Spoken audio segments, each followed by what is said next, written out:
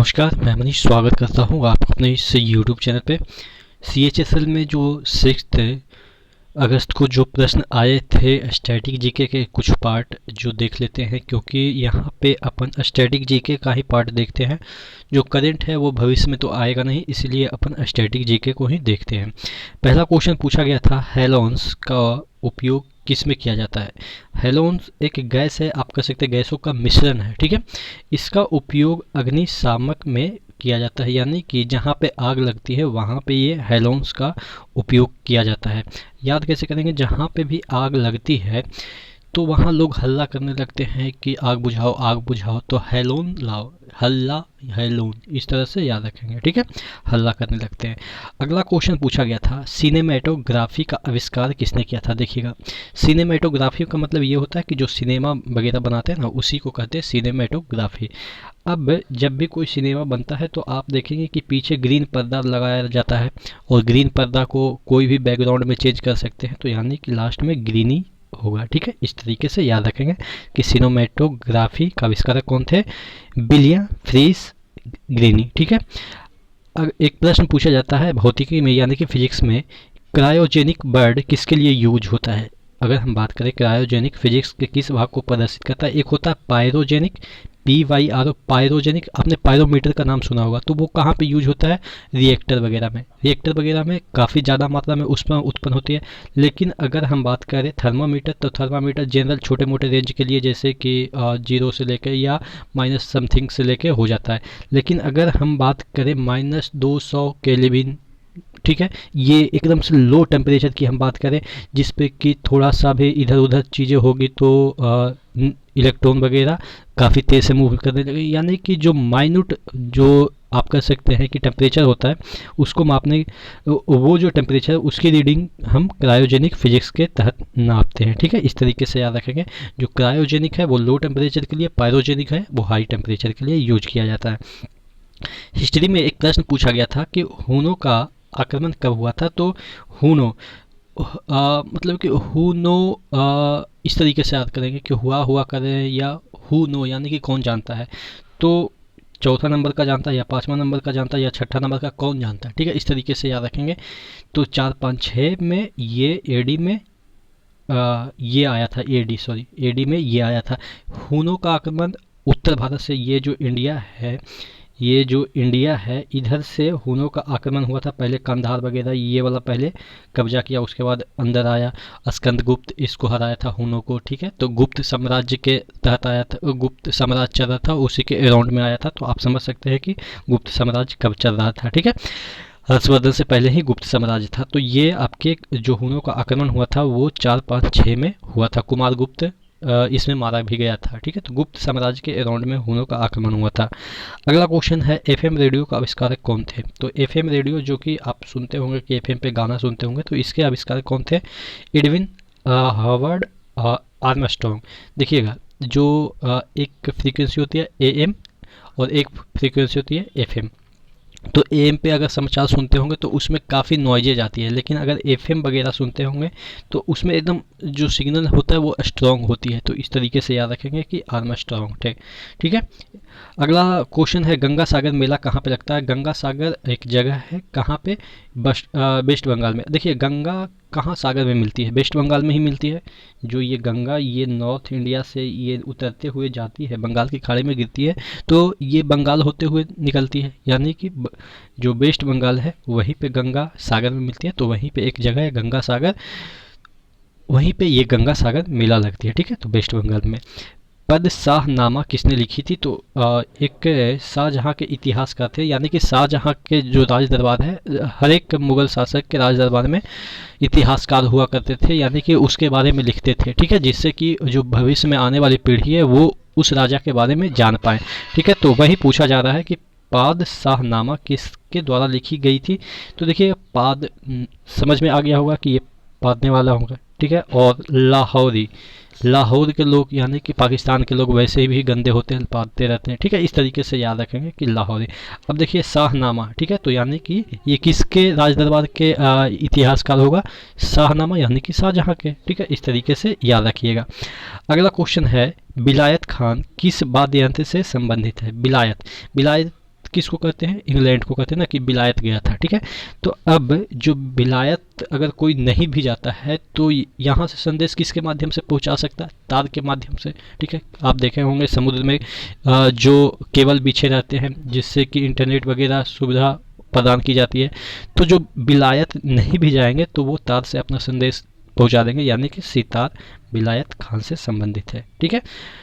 अगला क्वेश्चन है रनपा, RANPA, ठीक है, RANPA, ये किस राज्य में ये किस राज्य का नृत्य है। तो देखिएगा रनपा जो है वो उड़ीसा और वेस्ट बंगाल के नृत्य है। देखिए उड़ीसा और वेस्ट बंगाल दोनों एक सटे हैं, ठीक है, यहाँ पे उड़ीसा है तो यहाँ पे वेस्ट बंगाल है। अब ये जो रनपा है उसको हम देख लेते हैं एक पिक्चर के थ्रू कि रनपा जो डांस है वो किस तरीके से किया जाता है। यहाँ पे देखिएगा रनपा है जो है वो एक दो डंडे पे खड़ा होकर डांस किया जाता है, ठीक है। अब दो डंडे पे खड़ा होकर डांस किया जाता है, देखिएगा इस तरीके से रनपा।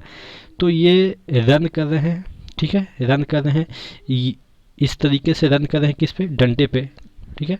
अब ये डंडे पे रन करेंगे तो रन करते करते आदमी उड़ जाता है, यानी कि उड़ीसा में हुआ, ठीक है। और ये वेस्ट बंगाल में भी ये वाला रनपा जो डांस है वो किया जाता है, ठीक है। इस तरीके से हम इसको याद करेंगे।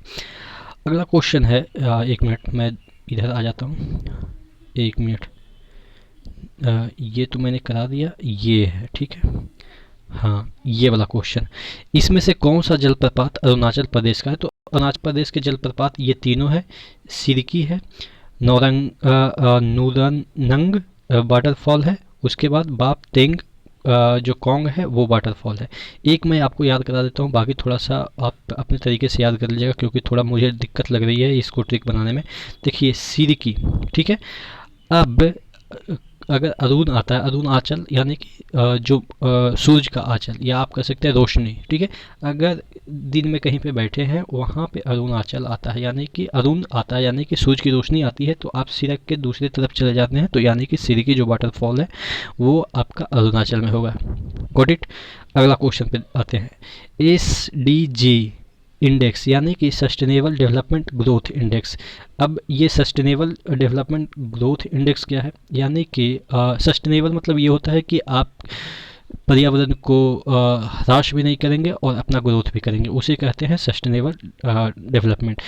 तो ये जो है सस्टेनेबल डेवलपमेंट ग्रोथ इंडेक्स वो कौन प्रकाशित करता है, तो ये नीति आयोग प्रकाशित करता है। ध्यान रखिएगा, सस्टेनेबल कोई भी हम डेवलपमेंट करेंगे और सस्टेनेबल हो तो उसके लिए पहले नीति बनाएंगे कि जंगल भी नहीं काटना है, हमको डेवलपमेंट भी करना है, तो नीति आयोग इस तरीके से ट्रिक के थ्रू याद कर सकते हैं, ठीक है।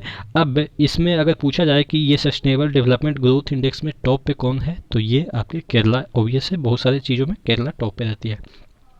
अगला क्वेश्चन पूछा गया है, कोयना, मूसी, भीमा, पंचगंगा, दूधगंगा किसकी सहायक नदी है। तो कोई आपको मैंने याद करवाया था, कोयना यानी कि कोयल, या आप कह सकते हैं कोयला जैसा सेंस दे रहा है, भगवान श्री कृष्ण काले थे, ठीक है। इस तरीके से कोयना तो याद हो जाएगा। मूसी, मूस यानी कि चूहा भी काला होता है, कृष्ण भी काले हैं, ठीक है। अगला भीमा यानी कि भीम तो सहयोगी ही थे, ठीक है, कृष्ण भगवान के सहयोगी ही थे, तो इस तरह से भीमा भी होगा। पांच गंगा, ऑब्वियस है, जब गंगा है तो भगवान श्री कृष्ण जहाँ पे रहेंगे वहाँ पे गंगा उनके पैर छूने के लिए आएगी ही, ठीक है, पैर पखारने के लिए, और गंगा दूध से पखारेगी उनका पैर, तो यानी कि इस तरीके से कृष्णा हो जाएगा, ठीक है। तो ये सभी नदियाँ का मैंने आपको ट्रिक बता दिया कि कैसे कृष्णा की सहायक नदी है, याद करना है। ख्याल लोक नृत्य कहाँ की है, देखिएगा ख्याल जो लोक नृत्य है वो आपको यहाँ मैं बताऊँ, देखिएगा ये आपका ख्याल, एक मिनट मैं, हाँ यहाँ पे ख्याल जो लोक नृत्य है वो आपके folk dance of Uttar Pradesh है, which is simultaneously popular in many state, आपके राजस्थान वगैरह में भी हो जाएंगे, तो ऐसा नहीं है कि एक ही जगह है, लेकिन मेनली आपका ये जो ख्याल लोक नृत्य है वो आपके कहाँ की है, उत्तर प्रदेश की। अब याद कैसे करेंगे, देखिएगा योगी जी अभी है ना कि सब कहते हैं हम सभी का ख्याल रखते हैं, ठीक है, जाति धर्म ये सब चीज़ों से उठ के हम सभी का ख्याल रखते हैं और गुंडों का भी ख्याल रखते हैं, और उसको किस तरह से ख्याल रखते हैं वो तो आप समझ ही गए होंगे कि गाड़ी पलटा देते हैं, तो वो हर लोगों का ख्याल रखते हैं। इस तरीके से हम याद करेंगे कि यूपी का ये लोक नृत्य है। अगला क्वेश्चन है, Pampadum 16 national park, Mathikettan 16 national park और अनाईमुडी 16 नेशनल पार्क। अनाईमुडी हालांकि आपके कहाँ पे है, ये जो पहाड़ है वो आपके तमिलनाडु में है, लेकिन यहाँ पे अनाईमुडी 16 नेशनल पार्क है, ध्यान रखिएगा क्योंकि थोड़ा थोड़ा में कन्फ्यूजन हो जाएगा आपको।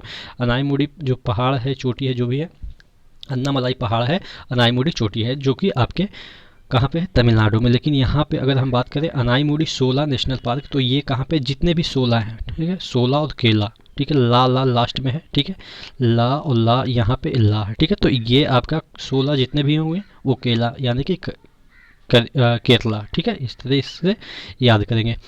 अगला क्वेश्चन है जावा त्यौहार कहाँ मनाया जाता है। ये जावा जो त्यौहार है, जो लड़कियों में फर्टिलिटी रेट ज़्यादा हो, इसके लिए, फर्टिलिटी यानी कि बच्चे पैदा, स्वस्थ बच्चे पैदा करें, इसके लिए ये त्यौहार मनाया जाता है, जावा त्यौहार।